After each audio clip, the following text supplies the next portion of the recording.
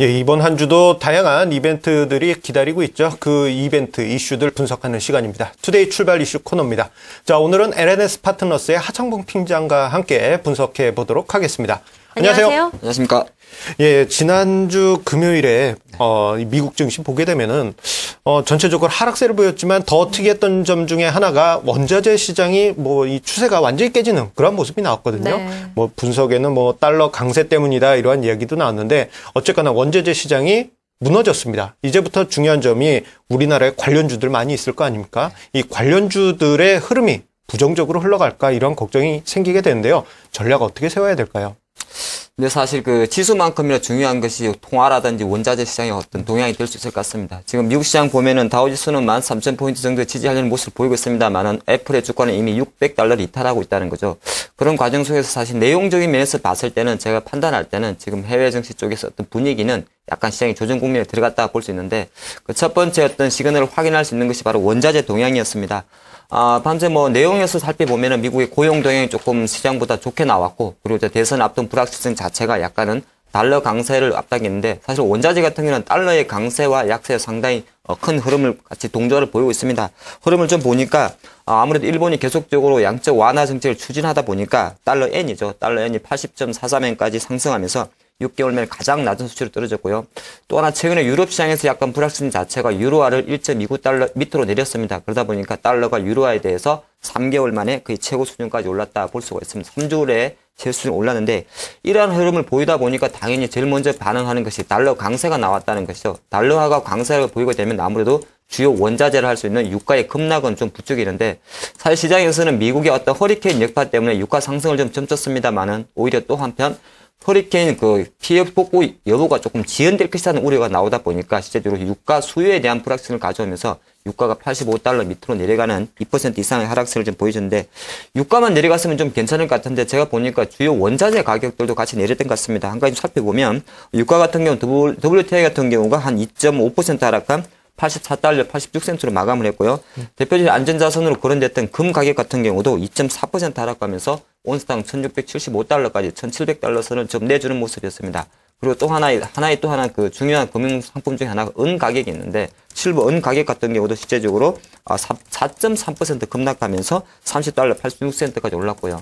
여기에 또 하나 더 부축이 드리면 천연가스입니다. 최근에 왜 천연가스를 거론하냐 하면 워낙 이제 국내 셰일가스라든지 관련주 좋은 흐름을 보이다 보니까 천연가스의 어떤 흐름도 체크해 봤는데 천연가스 가격 같은 경우도 3.6% 하락하면서 3.68달러까지 하락하는 모습이었습니다. 여기서 이제 주목할 섹터가 아무래도 단기 악재가 될 수 있는 섹터가 될 것 같은데 하필이면 최근에 흐름이 좋았던 섹터가 많습니다. 정유 3사도 있을 것 같고요. 고려아연이나 풍산이 포진해 있는 비철금속 그리고 저는 한국가스공사까지 같이 거론을 해드립니다. 이 종목들 같은 경우는 최근 흐름이 워낙 좋았기 때문에 지금 외국에서 나왔던 해외발 단기 어떤 원자재 시장의 하락 자체가 일단 단기적으로 조정의 빌미 오늘 장 초반 같은 경우에 조정의 빌미를 제공하지 않을까 보이는데 여기서 중요한 것은 실제로 이 종목 섹터들이 워낙 좋은 섹터이기 때문에 빠지게 되면 단기 저점 매수 노려볼 만합니다만은 원자재 시장이라는 건 하나의 추세가 있습니다. 한번 꺾이게 되면은 일시적 기술적 반등 위에 되돌림이 약하다는 것이죠. 그래서 지금 정유주라든지 비철금속, 한국가스 같은 종목들 그냥 차트라든지 현재 수급 흐름만 보면 상당히 좋습니다만은 일단은 제일 먼저 주요 원자재 가격 흐름이 해외 지수만큼이나 좀 반등하는지 체크한 이후에 2차 좀 보수적 투자 진입이 좀 더 유리하지 않나 보겠습니다. 네. 예, 아주 중요한 말씀을 해주셨습니다. 이 원자재 시장 같은 경우에는 주식 시장과 달리 한번 추세가 형성되면요, 그 추세로 가게 되는 그런 특성이 있는데, 지난주 금요일에 원유 가격이라든가 금 가격 등등을 봤더니 추세가 하향 이탈하는 모습 부담으로 작용됩니다. 따라서 정유주라든가 그리고 비철금속 그리고 최근에 가스 가격과 연동이 있었던 한국가스공사에 대해서는 전체적으로 좀 일단은 부담스러운 그러한 부분은 우리가 시나리오에서 가짜라고 정리를 해 주셨습니다. 네, 국내 시장으로 좀 들어와 볼게요. 지난주 우리 시장을 좀 뜯어보면 기관들의 매매 동향 특이한 사항들이 좀 있습니다. 일단은 자동차는 좀 파는 모습을 보였고요. 대신에 IT 대형주 그리고 화학주는 사들이는 모습을 보였는데요. 특히나 화학주들은 오랜만에 좀 대거 사들이는 모습을 보였습니다. 특별한 이유가 있는 건지 이번 주 또 중국 여러 가지 이벤트들도 좀 있던데요. 관련해서 우리가 집중해야 될 필요가 있는 겁니까? 네, 그렇습니다. 제가 지난 주간 동안에 기관들이 순매도한 5위하고 순매수한 5위 섹터를 보니까 역시 기관들 같은 경우는 현대기아차 모비스 빌려서 자동차주를 팔았고요. 산 섹터는 IT 대형주라든지 화학주를 샀습니다. 자동차 같은 경우는 사실 지난 주말에 나왔습니다만은 안익된 굴뚝에 연기가 났죠. 현대 기아차였던 니콜 사태가 좀 연비 과장 우려 때문에 좀 거의 부담이 됐다 말씀드리겠고요.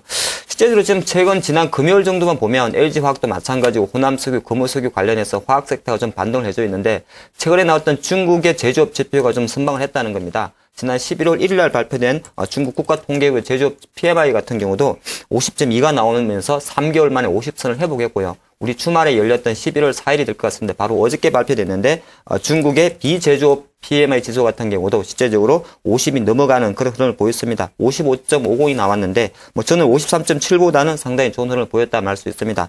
전체적으로 봤을 때 지금 중국의 국가통계공과 HSBC에서 발표하는 PMI 수치를 보면은 지난 2개월 내 제조업체들의 재고 압력이 현저히 급감했다 볼 수 있습니다. 상반기만 해도 일단은 그 경기 둔화 중에 하나가 이제 재고 과잉을 좀 많이 언론에 드렸었는데 최근 같은 경우는 만약 재고량 감축이 나온다면 조심스럽게 3분기 바닥론, 4분기 턴어라운드 가능성에 중국 경기 회복 가능성에 좀 점수를 줄 수 있다는 겁니다. 이런 흐름 때문에 국내 기관들도 사실 화학 삭대에 대해서 일단 매수 베팅이 좀 들어오지 않나 보이는데요. 그 선두는 투신과 연계임이 들어오고 있습니다만은 전체적으로 호남석유라든지 금호석유 다 올라갈 것 같지는 않고요. 제가 한 3종목, 3섹터 정도만 화학 섹터 그리고 중국 관련 반등 모멘텀에 조금 주목을 해보는데 LG화학부터 말씀드리면 LG화학 같은 경우는 최근에 어떤 상당히 좋았습니다. 30만 원 잠깐 있다는 흐름을 보였습니다만은 31만 원 이상까지 올라왔기 때문에 LG화학 같은 관점에서는 한 31만 원 지지할 때는 매수 공략이 좀 유망하다 말씀드리겠고요. 또 하나 주목되는 종목이 바로 효성이 있습니다. 효성의 최근 흐름이 상당히 좋은 흐름을 보이면서 6만 원 이상까지 올라가는 모습을 보여주는데 효성은 일단 실적 부분에서 좀 접근할 부분이 있을 것 같은데요.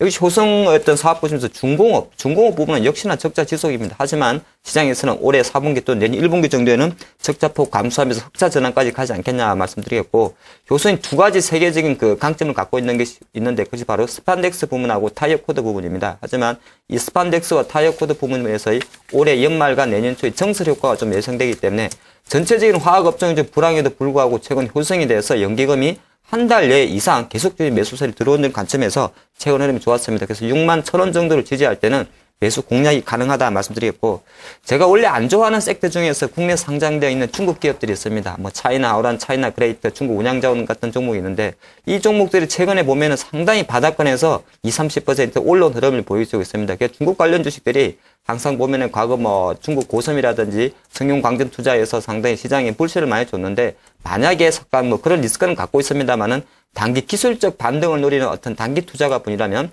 국내 상장되어 있는 중국 관련 기업들에 대해서도 일단은 관심은 좀 필요하지 않나 보겠습니다. 네, 일단 중국 경기 바닥론이 힘을 얻고 있다는 전제하에요. 화학주들 기술적 반등 내지 기관들 수급을 얻고 조금 더 반등 가능하다라는 걸 말씀 주셨어요.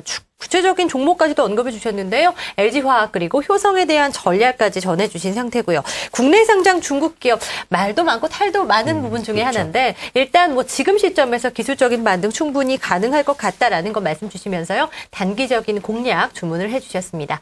네, 지금까지 투데이 출발 이슈 LNS 파트너스 하창봉 팀장 함께하셨습니다. 팀장님 고맙습니다.